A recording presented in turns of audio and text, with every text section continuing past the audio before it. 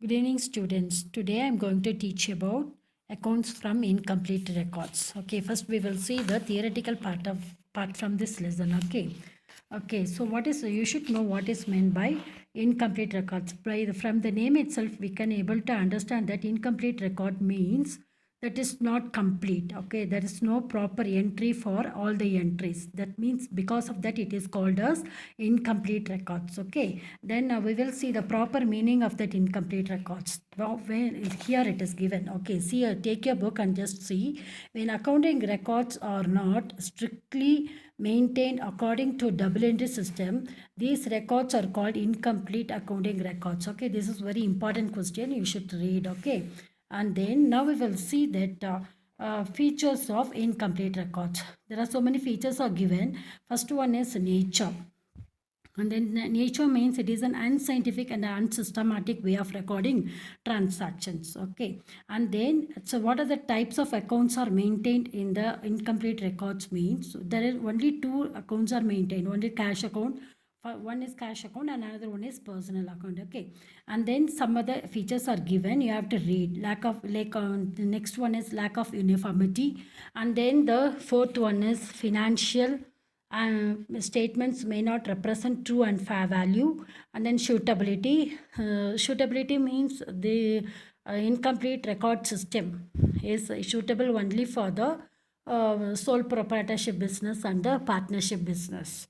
Okay, and then it is not suitable for the that companies and all. Okay, and then next one is mixing of personal and business transactions. Okay, you should just read at least you should read at least two or three features from this. Okay, and then next limitations of incomplete records is given. You just go through it. Okay, and then the next distinction between double entry system and incomplete records. Okay, the double entry system you have learned already. Okay, double entry means both debit and credit aspects for all the transactions will be recorded. Okay, and but in incomplete records either debit aspect or credit aspect will be recorded. And then types of accounts maintained. The next item is types of accounts maintained. So we know that we already learned in our previous section that in double entry system personal account, real account and nominal accounts will be maintained.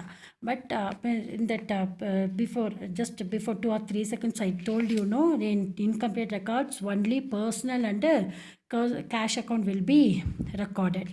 Okay, and then next one is preparation of trial balance. Okay, with the help of in double entry system we can able to prepare trial balance. Okay, but in incomplete records it is very difficult to prepare trial balance because it is an incomplete record. Okay, only cash and personal accounts will be entered here, so it is very difficult for us to prepare trial balance. Okay, and the next one is determination of true profit or loss. Okay, with the help of double entry system we can able to find the real profit or loss, but in the incomplete records it is difficult for us to find the correct exact profit or a loss. Okay, and then next one is suitability. I told you, no, already it's suitable for all types of the double entry system is suitable for all types of organization, but this incomplete records is suitable only for the sole proprietorship and the partnership form. Okay, and the next one is reliability. So double entry system is reliable, but it is not reliable. Okay, reliable means உண்மை தன்மை. Okay, இது வந்து நம்பலாம், இது வந்து நம்ப முடியாது. Okay. And the next acceptability. So the accounts maintained with the help of double entry in the double entry system is used for auditing purpose, tax authorities and all, but the incomplete records cannot used for that auditing purpose and all. Okay, so it's very important. At least you should read or 5 points. Okay, that's more than enough. Okay, I think now you can able to understand what is meant by incomplete records and then the features and then limitations. Now I explained you that the difference between double entry system and the incomplete records. Okay, and then now we will see some sums related to this. Okay, then so accounts from incomplete records. What are the accounts we can prepare? Okay, here this is ascertaining. First point is ascertaining profit or loss from incomplete records through statement of affairs. Okay, so how we can ascertain the profit or loss in incomplete records means we can with the help of state by preparing the statement of affairs. Okay, so statement of affairs is nothing but like it will be like a balance sheet. Okay, balance sheet, you know, no. So this side debit side liabilities we will enter, and the credit side we will enter all the assets. Okay, the difference will be the capital.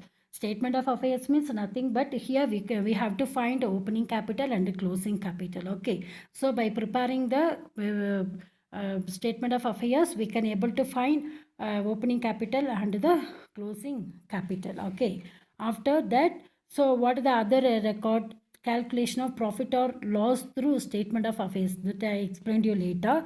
So how we can do that? It is explained here detail. Okay, adjusted closing capital is equal to, the formula is given, you just note it down. Adjusted closing capital is equal to closing capital plus drawings minus additional capital. Okay, okay, then closing capital is another formula is given like that. Let's see, closing capital plus drawings minus additional capital minus opening capital is equal to profit or loss. Okay, so the previous formula is for finding the adjusted closing capital. The next formula is given for finding the profit or loss. How we can find the profit or loss? அப்படின்னாக்க what is given here, closing capital. So how we can find the closing capital? Here sometimes it will be given or sometimes it won't be given. Okay, so if it is not given means you have to find. Okay, then if it is so what is the formula means, closing capital plus drawings. Drawings, you know, the amount drawn for the personal use. Okay, and then additional capital other than the original capital, if you are introducing any extra capital means that is additional capital. Okay, and then opening capital means the capital in the beginning of the that is opening capital. Okay, so by doing this calculation what we can able to find means profit or loss. Okay, okay students, and then okay, so the next page what is given, you just listen, you just turn your page and just listen to this. Steps to be followed to find out profit or loss by preparing statement of affairs. Okay, so here you just see, so some points are given, you just go through it. Okay, then you can able to understand. Okay, so what are the steps we have to follow? Some 5 steps are given. Okay, what is the first step? Ascertain the opening capital by preparing a statement of affairs at the beginning of the year. Okay, we can able to prepare 2 statement of affairs, one for finding the opening capital and the another for finding the closing capital. Okay, so what is given? Ascertain the opening capital. What is the first step in the preparation of profit for finding the profit or loss?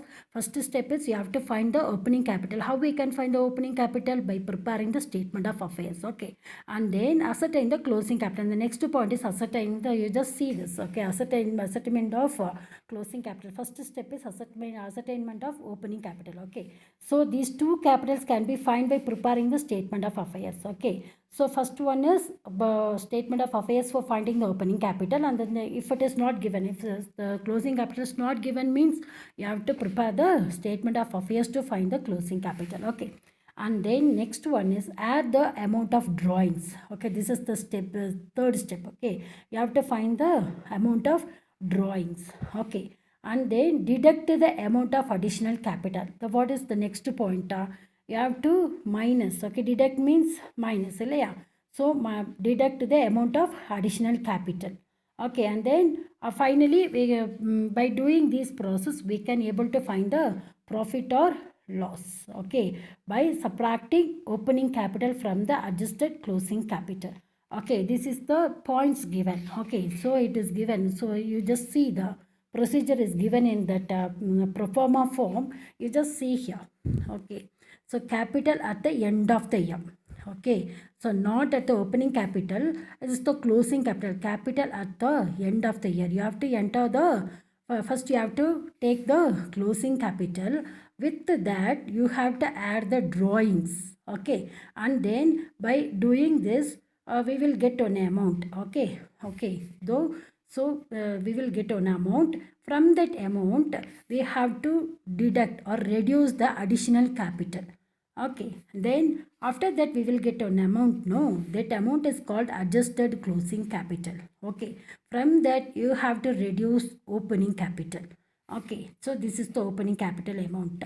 Okay, and then so by doing this, what we can able to find last profit or a loss.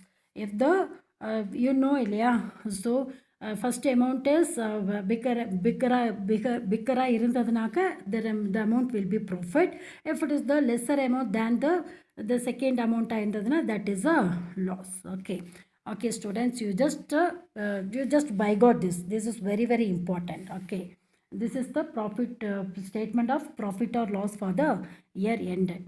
Okay, and then one sum is given. Okay, you have to how we can find the profit or loss. Okay, just go through this. Based on this, some exercise sum will be given, and so we will do that afterwards. Okay, just I'll explain this illustration one. Okay, what is given here? Capital at the beginning of the year. Okay, and then next capital at the end of the year. Then what is given next? Additional capital introduced during the year. Next one is drawings during the year. Okay, with this information, you have to find what they are asked you to find, profit or loss. Okay, so no, so previously how we have to find the profit or loss is given. Okay, and the pro forma is given. No, so with the help of that, we will do the sum. Okay, so here what you have to take into account first, so closing capital. Okay, closing capital amount you have to enter. Okay, 3,50,000. With that, what you have to do? You have to add the drawings during the year.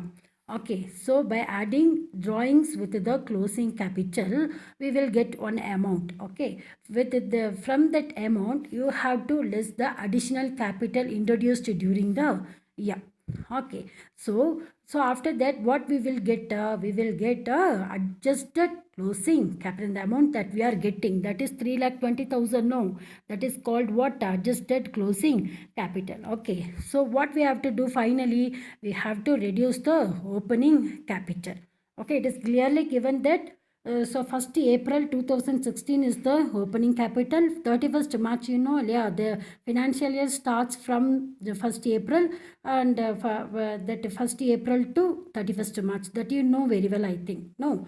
So this is the opening capital. You have to reduce the opening capital from the adjusted closing capital. And then after that, what you will get? You will get the profit made during the year, because we can able to reduce, because this is that bigger than the second amount. So this is what this is profit made during the year. Okay, so one more sum is explained. Okay, that you just go through that. Okay, now I'll explain you that one exercise sum. Okay, so now we will do that sum. All of you take your exercise part.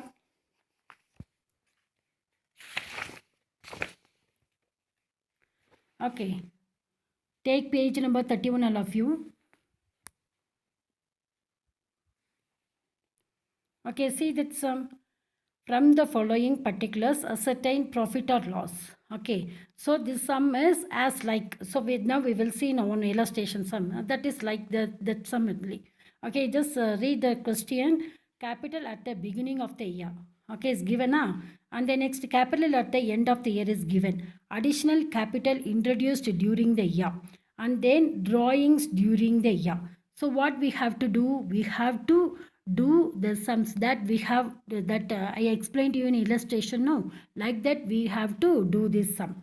Okay, students, I have already sent some that 3 clicks, that sums I have already sent. I think you know that, even though I am explaining you once again. Okay, so shall we do this sum now? Okay, now we will do the sum.